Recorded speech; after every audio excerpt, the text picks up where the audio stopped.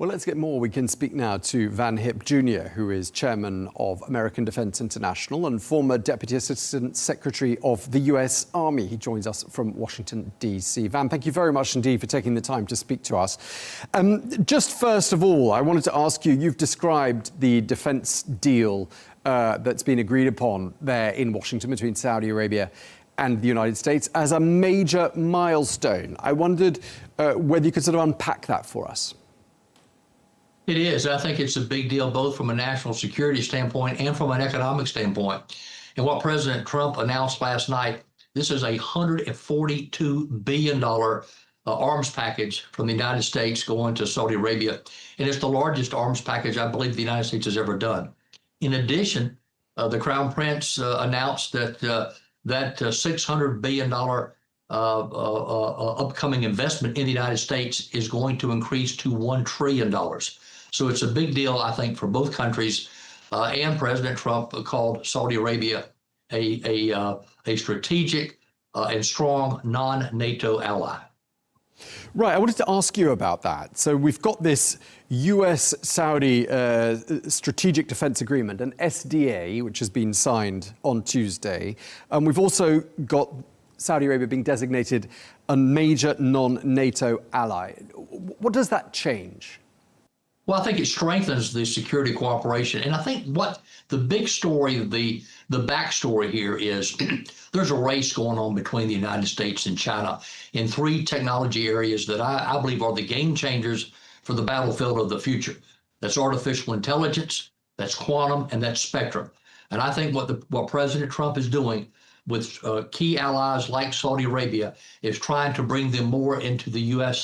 sphere instead of China. And that's a lot of what we saw in President Trump's recent trip to Asia as well. So, and if you'll notice, a big part of this trip is focusing on artificial intelligence.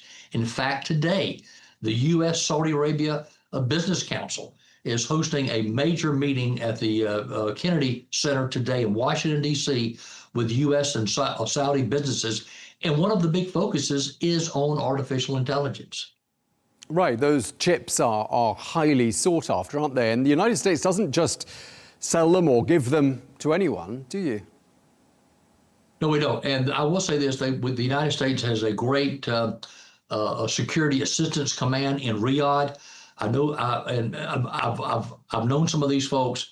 They're great people. They're true security professionals. And so you can rest assured that everything has been vetted the right way before this technology goes to Saudi Arabia.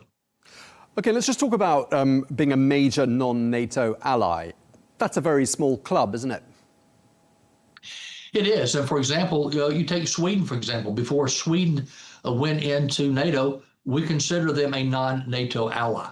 But it is a big designation, and it shows the importance of that relationship between our two countries. And they've been a great ally, in particular with regard to the Iranian nuclear threat. I want to talk to you a little bit about the F-35 stealth fighters, because the flyby yesterday in Washington actually featured this exact type of aircraft, or a similar type of aircraft.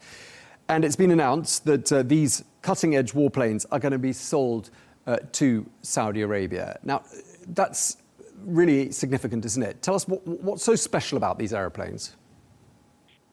Well, it's the latest and the best, but we have different versions of it. So different countries will get different versions of the F-35. It's not been announced which version of the F-35 Saudi will get.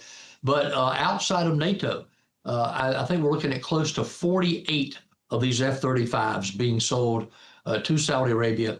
And by all accounts, this will be the largest sale of F-35s to a non-NATO member. Okay, and not just F-35s, 300 American tanks, we're told, are going to be bought by Saudi Arabia. I mean, put that into context to us. Is that a very large number to be sold all at once? Well, it is, and that total package is $142 billion, which makes it the largest American arms package ever put together for an ally at one time. So this is a big deal. What does that tell us? Well, it tells us the strength of the relationship and that President Trump wants that relationship to be even stronger. there in the Middle East. And I think it sends a strong message to China. I think that's the backstory here.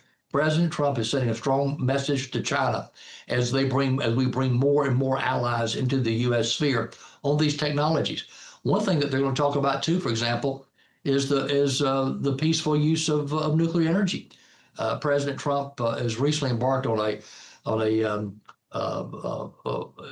program to what I call really make Dwight Eisenhower's Atoms for Peace program really carry it to the next level. And we're seeing a big focus on small modular nuclear reactors. We're seeing this country strengthen the nuclear workforce.